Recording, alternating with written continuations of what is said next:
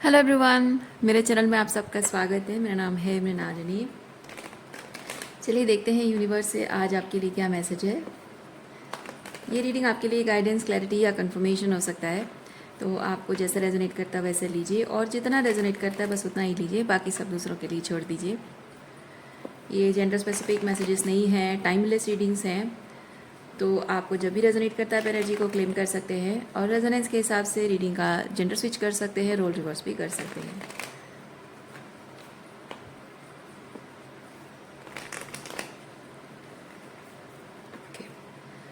Gratitude के साथ, unconditional love and surrender के साथ शुरुआत करते हैं आपकी रीडिंग। देखते हैं आपके लिए क्या मैसेज है यूनिवर्स का।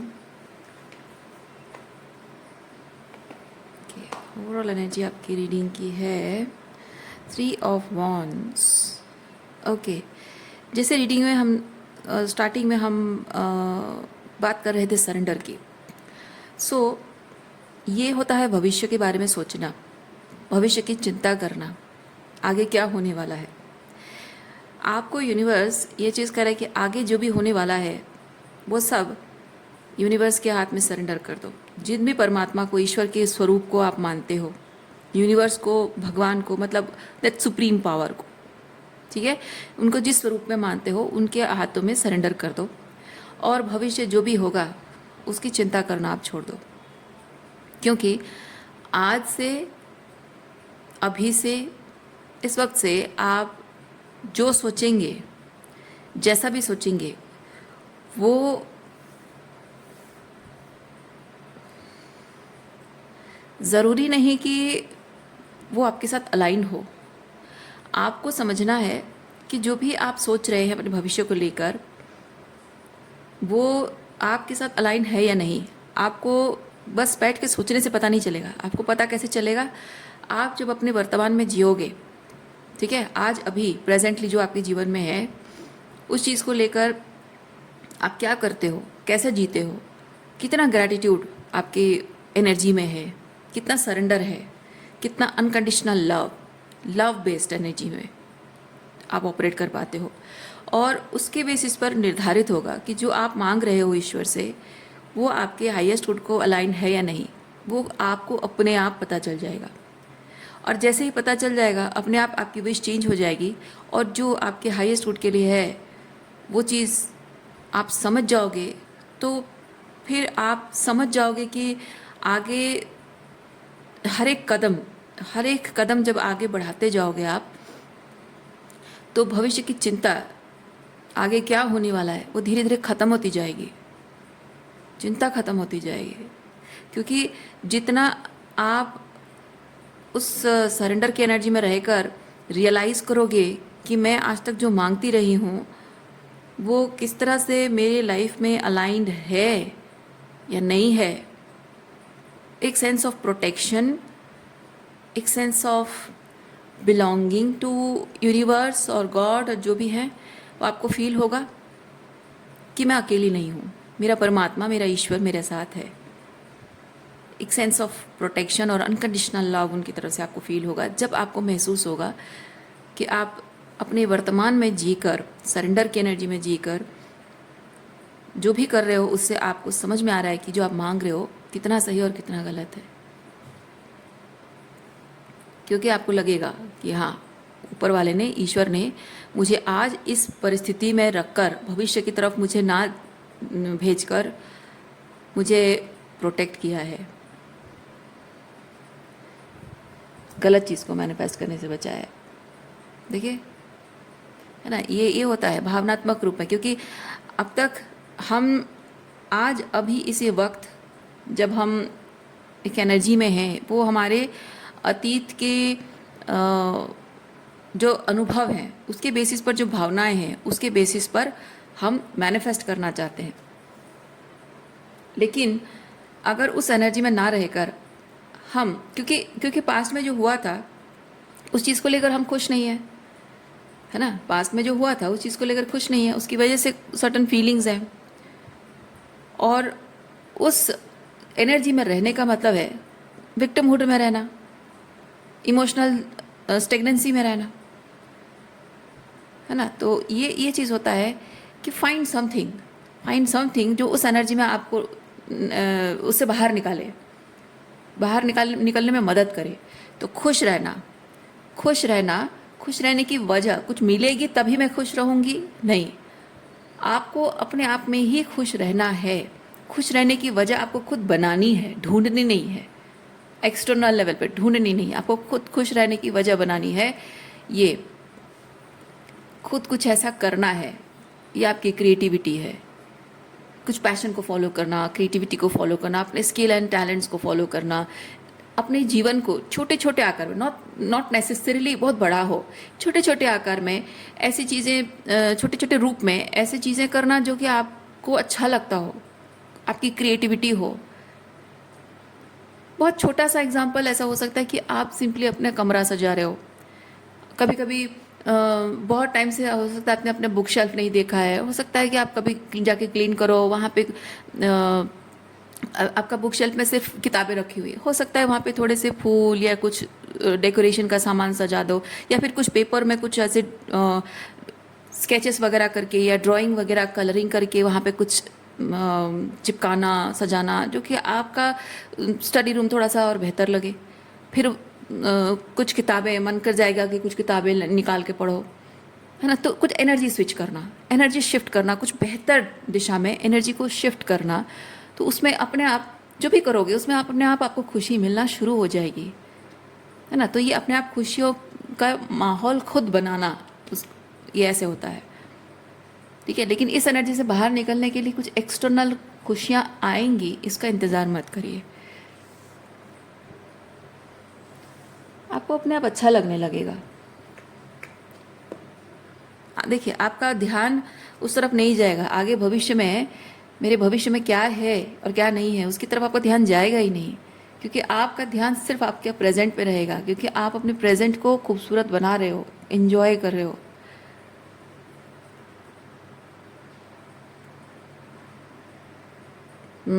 पास्ट में जो हुआ उस चीज़ को लेकर पुरानी बातों को याद करके ट्रिगर भी नहीं होगे, और भविष्य में क्या होगा उस बात को लेकर परेशान भी नहीं होगे, ओवर थिंकिंग, ओवर एनालाइजिंग भी नहीं करोगे।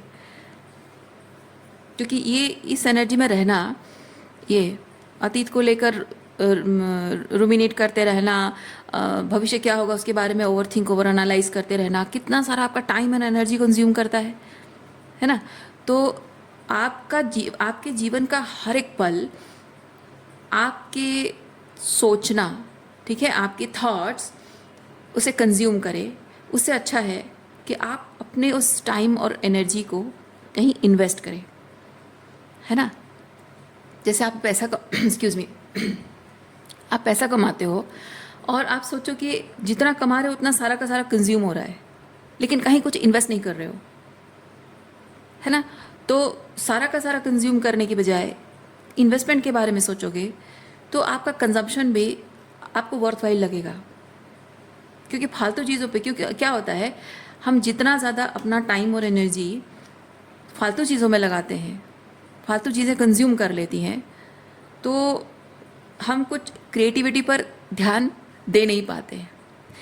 इनफैक्ट उल्टा करके कहना चाहिए कि हम अपने जितना ज़्यादा अपना टाइम और एनर्जी अपनी क्रिएटिविटी पर इन्वेस्ट करते हैं, वो इन्वेस्टमेंट की वजह से ये होता है कि फालतू कंजम्पशन बंद हो जाता है।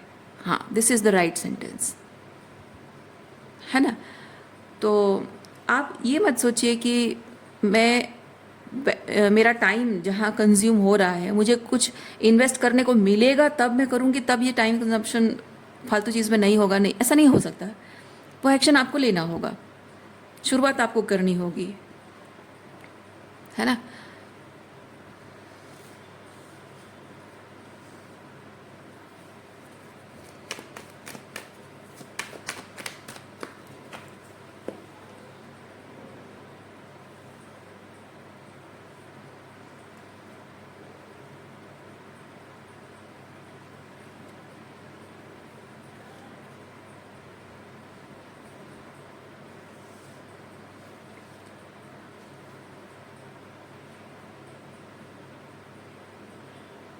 इस वक्त यह है कि आपके जीवन की जो फाउंडेशन है, जहाँ आपको लगे कि ये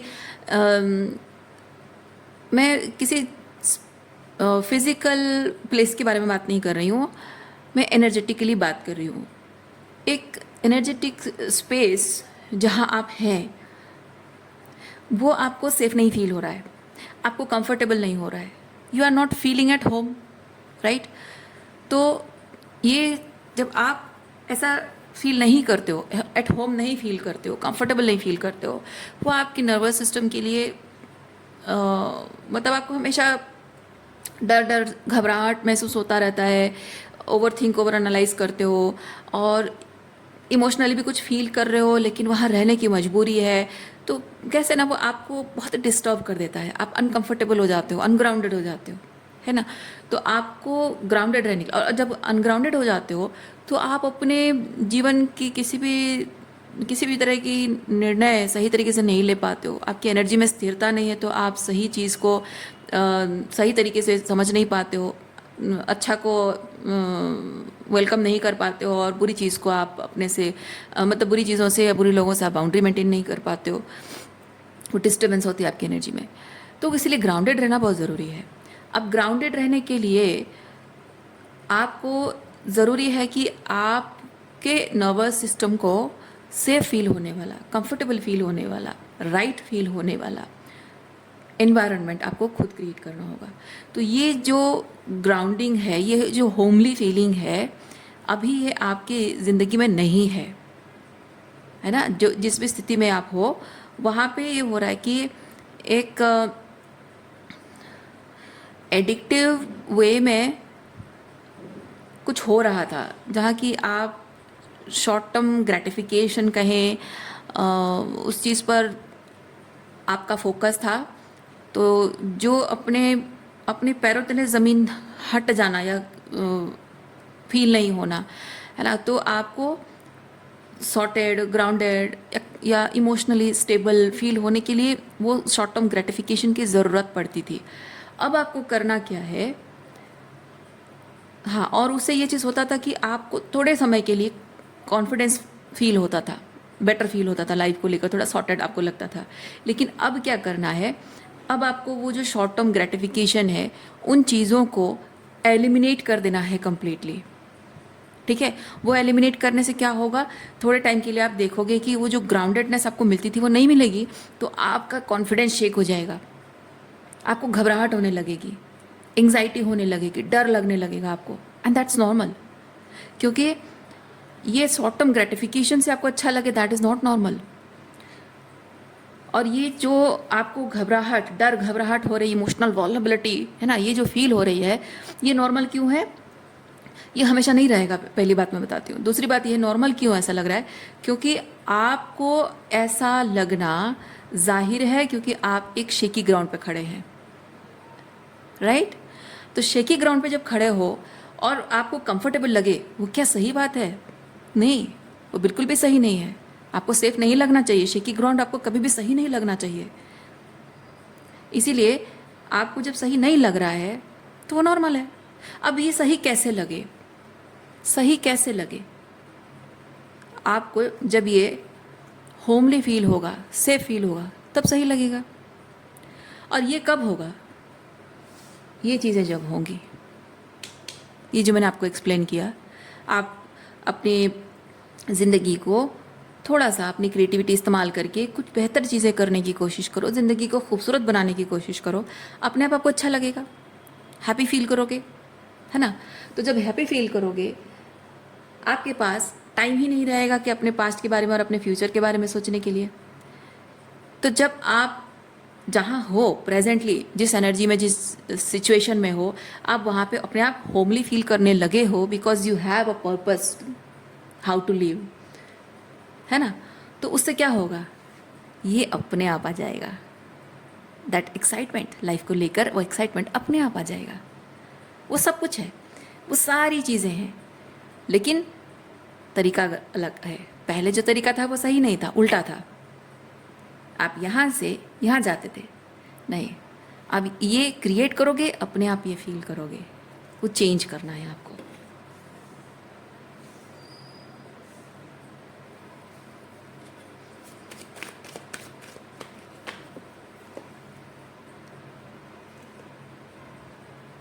और इससे क्या हो रहा है? इससे ये हो रहा है कि ये शेकी ग्राउंड जो आपके जीवन में था वो टॉक्सिक लोगों के साथ रहकर था। जैसे मैंने बताया कि आप इमोशनली फील कर रहे हो कुछ गलत, लेकिन आपको उस सिचुएशन में रहना है, एनी हाउ रहना है। क्यों? क्योंकि आप गलत लोगों से डील कर रहे थे, है ना? गलत लोगों से डील कर रहे थे, उनके साथ रहना है, वो आपको वैलिडेशन दे रहे थे, या फिर उनके हाथ में आपकी पावर थी, मतलब आपकी ज़िंदगी की पावर थी, कंट्रोल था, और शायद फाइनेंशियली, इमोशनली, हर तरह से, all type of material things, जैसे एजुकेशन के लिए डिपेंडेंट हो, शादी की वजह से डिपेंडेंट हो, बच्चों की वजह से डिपेंडेंट हो, बहुत सारे रीज़न हो सकते हैं। तो आपका उनके साथ जो जुड़े रहना, उनके साथ रहना आपकी ज़रूरत थी या मजबूरी थी। उसकी वजह से आप अपने जो फील करते थे, आप जब खुश हो तो ये वाली एनर्जी है, ठीक है? जब आप खुश नहीं हो, अपने मन में जो भावना है, जो डर है, जो घबराहट है, because you are being triggered by this type of people, तो वो क्या है? वो स्टक फीलिंग है, स्टेगनेंट फीलिंग है, स्टेगनेंट इमोशंस है। तो वो ऐसे आपके मन की गहराइयों में ऐसे छुपे हुए बहुत सारी फीलिंग्स, ठीक है? ये देखिए, यहाँ पे शैडो एनर्जी है, यहाँ पे लाइट एनर्जी, इसलिए इसका कितना सुंदर चेहरा, उसका ड्रेस और सब कुछ कितना कलरफुल क्लियर दिख रहा है। लेकिन ये शैडो, तो आप खुद ही शैडो बन जाओगे, यानी कि आप अब शैडो में ऑपरेट करने लगोगे, अपने ऑथेंटिक सेल्फ में रहोगे नहीं। You will not love yourself. इसमें क्या है? आई लव माई सेल्फ वाली एनर्जी है, लेकिन इसमें you will start hating yourself. Okay? क्यों? क्योंकि ये जो टॉक्सिक लोग हैं, they are able to control your life, और ये आपको बिल्कुल भी पसंद नहीं आएगा। इसलिए आप उनसे भी नफरत करोगे। नफरत करना चाहते नहीं हो, लेकिन अपने आप को रोक नहीं पा रहे होगे, है ना? क्योंकि आपके अपने हैं, पर अपने आप को रोक भी नहीं पाओगे, और उसकी वजह से ये चीज़ होगा कि आप खुद ही खुद से नफरत करने लग जाओगे। सिंपल बात है। तो आपको करना क्या है? ये जो चेंज आपको लाना है, जो ट्रांसफॉर्मेशन, ये ट्रांसफॉर्मेशन है आपके जीवन की, और ये आपके अंदर का जो ये ट्रांसफॉर्मेशन है, that will bring transformation to your relationships. क्योंकि ये जो टॉक्सिक टाइप के लोग हैं आपके जीवन में, वो हो सकता है कि आपके जीवन में अभी भी हैं, लेकिन उनकी टॉक्सिसिटी का कोई असर आप पर नहीं पड़ेगा, क्योंकि आप अपने अंदर में इतने पावरफुल हो गए हो।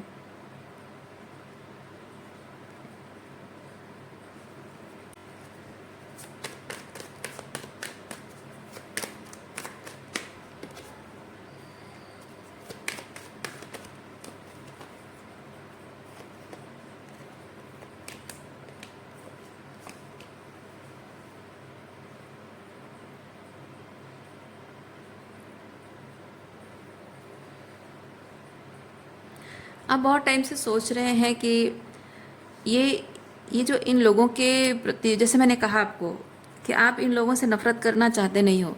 क्यों? क्योंकि आप इन लोगों से प्यार करते हो, है ना? रिश्ता तो रहा है आपका, तो प्यार तो होगा ही।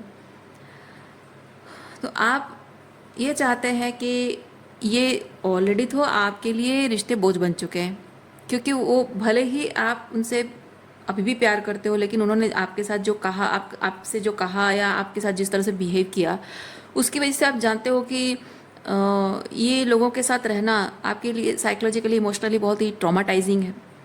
तो जाहिर सी बात है कि ये रिश्ते अब मन से आपके लिए बोझ बनने लगे हैं। लेकिन आप चाहते हैं कि ये रिलेशनशिप में कुछ कमी है, इस रिलेशनशिप में कुछ कमी है, मुझे ये दिख जाए, कुछ ऐसा एविडेंट, कुछ नज़र आ जाए, जो मैं कह सकूं, लोगों को अपना पर्सपेक्टिव शेयर कर सकूं, मैं बता सकूं कि इस रिलेशनशिप में एट्सेट्रा एट्सेट्रा प्रॉब्लम थी, इसीलिए मैंने ये रिश्ता तोड़ दिया, और उसी वक्त का आप इंतज़ार कर रहे हैं।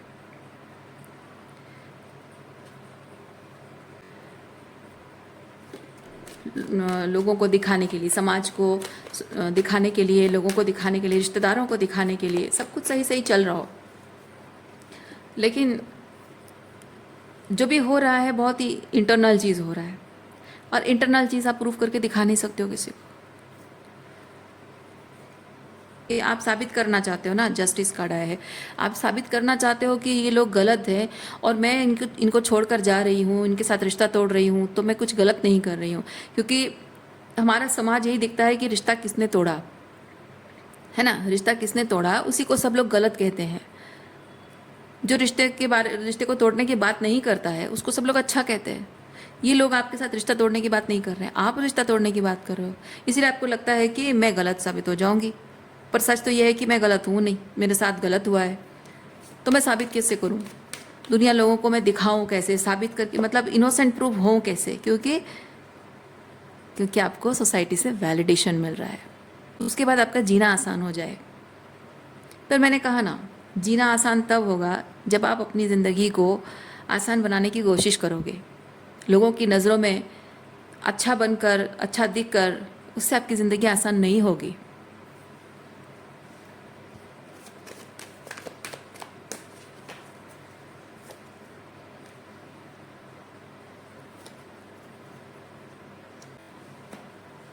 With the S of cups, ये जीवन की एक नई शुरुआत है, खुश रहने की एक दूसरी कोशिश है, ज़िंदगी को दूसरा मौका देने की कोशिश है।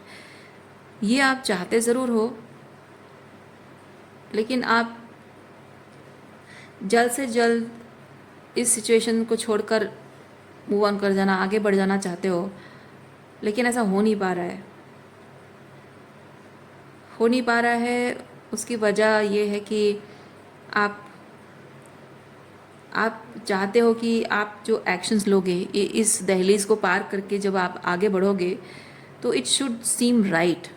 लोगों को मौका नहीं देना चाहते हो कि लोग जिनको पीछे छोड़कर जा रहे हो वो विक्टिम है और आप ही दोषी हो, लोग कहें, जीवन भर आपको कहते रहेंगे। इस इल्ज़ाम के साथ नहीं जीना चाहते हो आप। क्योंकि क्विक एक्शन, ये कार्ड क्यों आया है? वही सेम मैसेज यहाँ भी था और यहाँ भी क्यों है? डिफरेंस ये है कि आप जल्द से जल्द इस सिचुएशन से निकल जाना, ये क्विक एक्शन है। आप जल्द से जल्द इस सिचुएशन से निकल जाना चाहते हैं, लेकिन जितनी जल्दबाजी आपके अंदर है, यूनिवर्स आपको उतना ही इस सिचुएशन में फोर्स कर रहा है रहने के लिए। क्यों? जब यूनिवर्स ने आपको दिखा दिया है कि आप कैसे टॉक्सिक सिचुएशन में हैं, तो फिर वहाँ से बाहर निकलने क्यों नहीं दे रहा है यूनिवर्स? आपको ये साबित करने क्यों नहीं दे रहा है कि आप सही और वो गलत है? आपको ये समझने की ज़रूरत है कि आपका सही होना या गलत होना, या आप जो भी हैं, आपकी वर्थ, आपका राइटियसनेस, आप जो भी हैं, ऑथेंटिकली जो भी हैं, वो दूसरों के वैलिडेशन के ऊपर निर्भर नहीं करना चाहिए। ऑथेंटिक सेल्फ को वैलिडेशन की ज़रूरत नहीं होती है। जो फेक होता है उसको वैलिडेशन की ज़रूरत होती है। जो टॉक्सिक नार्सिसिस्ट लोग होते हैं ना, वो आपको छोड़कर चले जाएंगे, डिस्टेंट हो जाएंगे और अपने आप को विक्टिमाइज़ करेंगे, समाज से वैलिडेशन पाने की कोशिश करेंगे कि आप बहुत बुरे इंसान हैं, वो बहुत अच्छे हैं। बट आप तो ऐसे हैं नहीं, आप तो ऑथेंटिक पर्सन हैं। आपके साथ जो हुआ है आप जानते हैं बहुत अच्छे से। जब आप एक नार्सिसिस्ट से डील कर रहे हो, वो जानता है कि उसने आपके साथ गलत किया है और वो मोरली हमेशा रॉन्ग है, पर वो एक्सेप्ट करना चाहता नहीं है। उसके हिसाब से वो कभी गलत हो ही नहीं सकता। वो जानता है, वो हर कोई नार्सिसिस्ट शायद जानता होगा कि उसने जो किया है वो गलत कर रहा है, लेकिन आपके साथ गलत कर रहा है उससे उसे कोई फ़र्क नहीं पड़ता। वो हमेशा अपने आप को राइट इसलिए कहता है क्योंकि वो जो कर रहा है उसमें उसका फ़ायदा हो रहा है, तो वो राइट है। इसीलिए कहते हैं नार्सिसिस्ट के मन में एम्पैथी नहीं होती है, प्यार नहीं होता, वो फील नहीं करता है, वो सिर्फ अपना फ़ायदा देखता है। आप यहाँ पे देखिए कि इस स्थिति में आप अपने आप को जो दुनिया की नज़र में साबित करना चाहते हो कि मैं गलत नहीं हूँ, आप भी जानते हो कि आप गलत नहीं हो। क्या इतना काफ़ी नहीं है? आप जानते हो, आपका परमात्मा जानता है कि आप सही हो, आप गलत नहीं हो, इतना काफ़ी है। लोग माने ना माने, क्योंकि आप थोड़ा सा ब्रॉडर पर्सपेक्टिव से चीज़ों को देखिए। जो सही है, जो न्याय है, वो हमेशा न्याय रहेगा, वो सही रहेगा, है ना? जो न्याय संगत है वो हमेशा न्याय सही ही रहेगा। सत्य हमेशा सत्य ही रहता है। उसे चाहे कोई कितना भी झुठलाने की कोशिश करे, वो झूठ नहीं बन जाएगा, वो सच ही है, और एक ना एक दिन सच साबित हो ही जाता है, क्योंकि दुनिया भर के लोग गलत करके, पाप करके, कितने भी एविडेंसेस छुपाने की कोशिश करें, एविडेंसेस को ख़त्म भी कर दें, मिट्टी में मिला भी दें, पर कहीं ना कहीं से रेजोरेक्ट होकर सच बाहर निकल कर आता है और उस इंसान को सज़ा मिलती है, उसके किया कर्म उसको मिलता है। तो जब आप सच के साथ खड़े हो तो फिर क्यों डरते हो आप? हाँ, आप देखो, लोग, बड़े बड़े लोग जो बड़ी बड़ी बातें करते हैं ना, वो सुनने में अच्छी लगती हैं, लेकिन जब उसको निभाना होता है ना, ये हिम्मत जवाब दे देती है। वो जो कहते हैं ना, भगवान के घर में देर भले ही है लेकिन अंधेर नहीं है। एग्जैक्टली जब आप सच का साथ दे रहे हो तो डरने की क्या ज़रूरत है? जब आप खुद सच हो तो फिर आपको दूसरों से वैलिडेशन की क्या ज़रूरत है? ऊपर वाला सच साबित करेगा, साबित करेगा। और आप यकीन मानिए, यकीन मानिए, ये मैंने विटनेस किया है, मैं अपना खुद का एक्सपीरियंस आपको बता रही हूँ। ऊपर वाला सच साबित करेगा, और ऐसे साबित करेगा कि चीख चीख कर वो सच बोलेगा, और झूठ बोलने वाले और गलत काम करने वाले और सच को छुपाने वाले मुंह छुपाने लायक नहीं रहेंगे। वो चाहे आपसे कितने दूर चले जाएं, चाहे आपसे वो बात ना करें, चाहे अपनी शक्ल ना दिखाएं, चाहे जीवन भर कभी ना मिले, लेकिन वो लानत भरी जो फीलिंग उनके मन में पैदा होगी, वो क्या है? वो ईश्वर की लाठी है।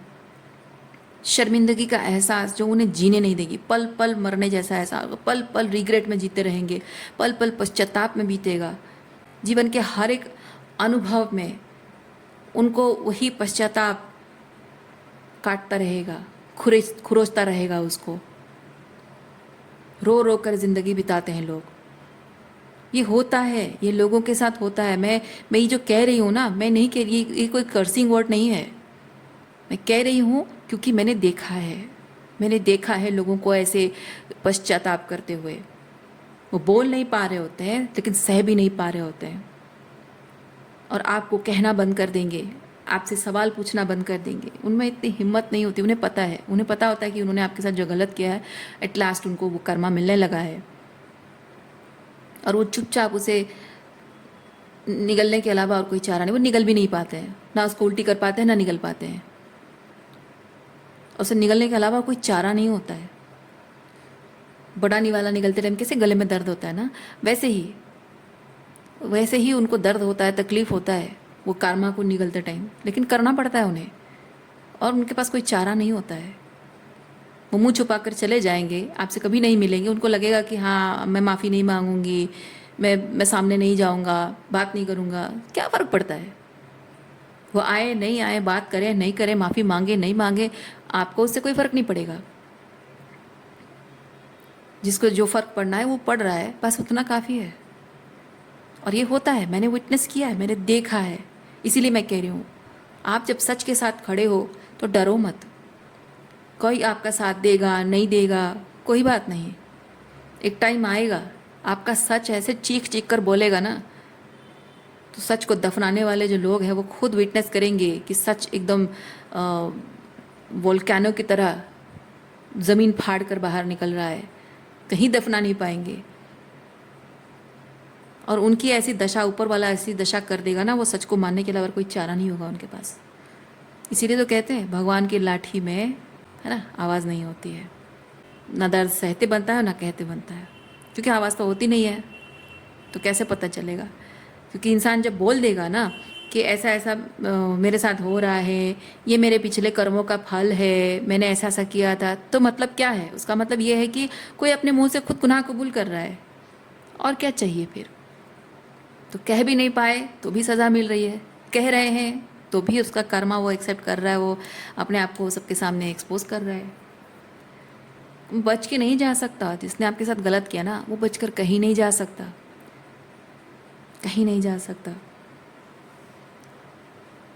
आप उसको अगर डायरेक्ट विटनेस नहीं भी करोगे तो इनडायरेक्टली विटनेस करोगे, कहीं ना कहीं किसी न किसी जगह पर वो छुपा भी हो, पर वो सच आपके सामने आएगा ज़रूर।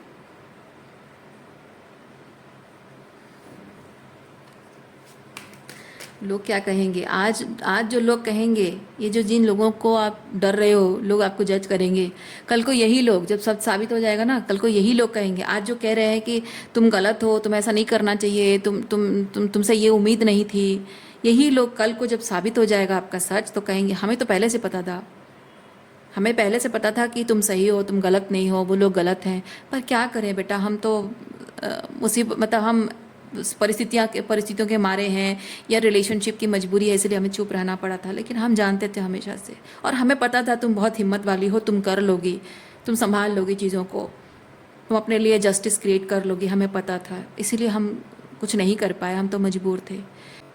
तो इस तरह के जो दोगले लोग होते हैं, क्या इनकी बातें आपके लिए इतनी मायने रखती है? नहीं। इसीलिए लोगों की बातों में मत आइए। लोग क्या कहेंगे, कहने को बहुत कुछ कहेंगे, वही लोग पलट जाएंगे समय आने पर।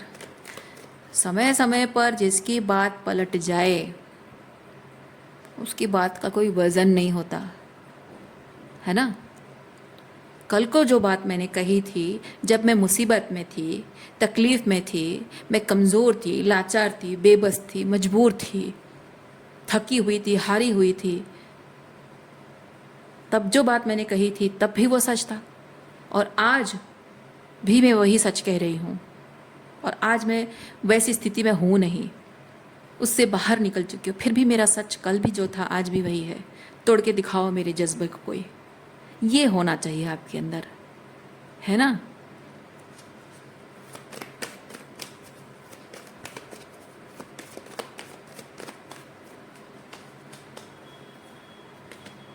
ये क्या है?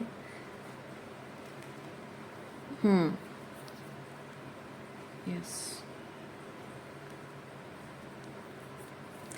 न्याय की इच्छा दूसरों से रखने के बजाय, क्योंकि ये अन्याय आपके साथ न्याय नहीं हुआ है ना। आप दूसरों से इच्छा रख रहे हो कि दूसरे लोग आपको न्याय देंगे, या फिर दूसरे लोग आपको वैलिडेशन देंगे तो आपको न्याय मिलेगा। नहीं, आपको आपके साथ जस्टिस सर्व होगा, लेकिन आप जब देखना चाहते हो, जब आपको लग रहा है कि आपको लोगों को उनका कर्मा पाते हुए देखकर आपको खुशी मिलेगी, यानी कि वो ईगो ग्रेटिफिकेशन होगा आपका, ठीक है। लेकिन वही लोगों को उनका कर्मा पाते हुए जब आप देखोगे और आप समझोगे इस चीज़ को कि ये आपके ईगो ग्रेटिफिकेशन के लिए नहीं है, ये होना था, न्याय स्थापित होना था, धर्म की स्थापना होनी थी। तो ये जो आप देखोगे कि लोगों को उनका कर्मा मिल रहा है, अपने ईगो के लिए नहीं, इसमें जो सेटिस्फैक्शन होगा वो न्याय और धर्म को सेटिस्फैक्शन होगा, आपके ईगो को सेटिस्फैक्शन नहीं। तब जाकर न्याय स्थापित होगा। और आप जिस सच के साथ खड़े हो, आपको समझना होगा कि आपको उस सच को सिर्फ मानना नहीं है। जब तक आप मानते रहोगे तब तक आप अपना ईगो ग्रेटिफिकेशन देखना चाहोगे, लेकिन जब उस सच को एम्बॉडी करके जियोगे, जैसे मैंने कहा, कल को मैं कमज़ोर थी तब भी ये सच मेरा सच था, और आज मैं मजबूत हूँ अपने आप में, फिर भी ये सच मेरा सच है, मेरा सच बदला नहीं है और ना ही कभी बदलेगा। यानी कि मैंने अपने ईगो का साथ नहीं दिया, मैंने सच का साथ दिया। जिस दिन आप ऐसी एनर्जी में शिफ्ट हो जाओगे तब आपको वो सच दिखेगा, वो न्याय स्थापित होता हुआ आपको दिखेगा। बात यहाँ हार जीत की नहीं है, बात यहाँ अहंकार की नहीं है, कौन सही है कौन गलत है उसकी नहीं है, कौन अच्छा है कौन बुरा है उसकी नहीं है बात, कौन बेहतर है उसकी बात नहीं है। बात यह है कि जो सच है वो तुम्हारे लिए भी वो सच है, मेरे लिए भी वो सच है। जो न्याय है वो तुम्हारे लिए भी न्याय है, मेरे लिए भी न्याय है। जो गलत है वो तुम्हारे लिए भी गलत है, मेरे लिए भी गलत है। जब वही चीज़ जो मेरे साथ हुआ वो तुम्हारे साथ होता है, उसको लेकर तुम जिस तरह से डिसीजंस लेते हो, चॉइसेस करते हो, रिएक्शंस देते हो, मैं भी वही करती हूँ। तो मैं गलत और तुम राइट कैसे हो सकते हो? वो बदलेगा नहीं, है ना। और ये लोगों को दिखाना, साबित करना, उसके लिए वक्त लगता है, वो हमारे हाथ में नहीं होता है। जैसे हमारी कमज़ोर साइड को, हमारी कमज़ोर कड़ी को पकड़ के उन्होंने मोड़ा था ना, ट्रिगर मोड़ा था उन्होंने, तो उनकी कमज़ोर कड़ी क्या है वो तो भगवान जानता है, क्योंकि उस वक्त वो पावरफुल थे, है ना, पावरफुल थे, पावर पोजीशन में थे, या रिलेशनशिप को लेकर पावर उनकी थी। या पैसों को लेकर पावर थी, जो भी था, पर हमसे पावरफुल थे उस वक्त। हम मजबूर थे, कमज़ोर थे, तो हमें नहीं पता था कि उनकी ट्रिगर पॉइंट क्या है, और हमें आज भी नहीं पता है। लेकिन वो ऊपर वाला है ना, वो जानता है उनकी ट्रिगर पॉइंट क्या है, और वो दबाएगा उनका ट्रिगर पॉइंट सही तरीके से, सिचुएशन को ऐसे मोल्ड करके उनको अहंकार की उस चरम सीमा पर पहुंचा देगा जहाँ उनको लगेगा कि उनका कोई कुछ बिगाड़ नहीं सकता, और वहाँ फिर उनके कान मरोड़ेगा ऊपर वाला। और ये सब होने में ना वक्त लगता है, क्योंकि जो अपने अहंकार की अपने अपने अहंकार की ऊंचाइयों में, जो जितना ज़्यादा ऊंचाइयों में होता है, वो उतना वहाँ कंफर्टेबल होता है, और उसका कान मरोड़ना उतना आसान होता है। आप सोचो, आपको इन लोगों ने बहुत सारा लव बॉम्बिंग किया होगा, बहुत प्यार, बहुत सारा ऐसे ऐसे आपको दिखाया होगा कि बस आप मतलब फूले नहीं समाओगे, खुशियों की उस चरम सीमा पर आपको पहुंचा देना जहां आप फूले नहीं समाओगे, अहंकार आपका बढ़ जाएगा कि हाँ, I have the best man in my life, और वहीं आपका कान मरोड़ते हैं। ये प्रकृति का नियम है। जो आपको मिल रहा है उसको लेकर अहंकार करने लगोगे, उसके प्रति ग्रैटिट्यूड नहीं रखोगे, और बाउंड्री के साथ उसको एक्सपीरियंस नहीं करोगे, और अहंकार की उस चरम सीमा में पहुंच जाओगे, तो कान मरोड़ने के लिए कोई बैठा होगा ऊपर। ये हर किसी के साथ होता है। इसलिए सबसे बेस्ट चीज़ यही है कि जो मिल रहा है या नहीं मिल रहा है, उन दोनों के प्रति, मतलब कि जीवन की जैसी परिस्थितियां हैं, अच्छा बुरा जो भी है, उसको इंडिफरेंस के साथ एक्सपीरियंस करना सीखना, यही सबसे पावरफुल चीज़ होती है। और वही इंडिफरेंस में आपको आने के लिए ऊपर वाला इस वक्त ऐसी स्थिति में रख रहा है, आपको समझने के लिए, क्योंकि उनको सज़ा पाते हुए देखकर जो खुशी मिलती, वो अटैचमेंट है। और कभी ना कभी तो होना ही था, क्योंकि सच है तो सच निकल कर आएगा ही। बस एक रियलाइजेशन होगा कि ऊपर वाले ने आपको दिखाया कि वो है, वो सिर्फ कहानियों में, किताबों में और माइथोलॉजिकल स्टोरीज में सिर्फ नहीं होता है, वो सच में ऊपर वाला है, वो दिखा देता है, साबित करता है ना, वो खुशी होती है। एंड एस ऑफ पेंटिकल मुझे ये चीज़ बताता है कि this is happening in your life और is going to happen in your life very soon. So reading मैं यहीं पे रखती हूँ। उम्मीद करती हूँ इस रीडिंग से आपको कुछ क्लैरिटी मिली हो। मैं आपको नेक्स्ट रीडिंग में मिलती हूँ। अपना ख्याल रखिए, खुश रहिए, बाय।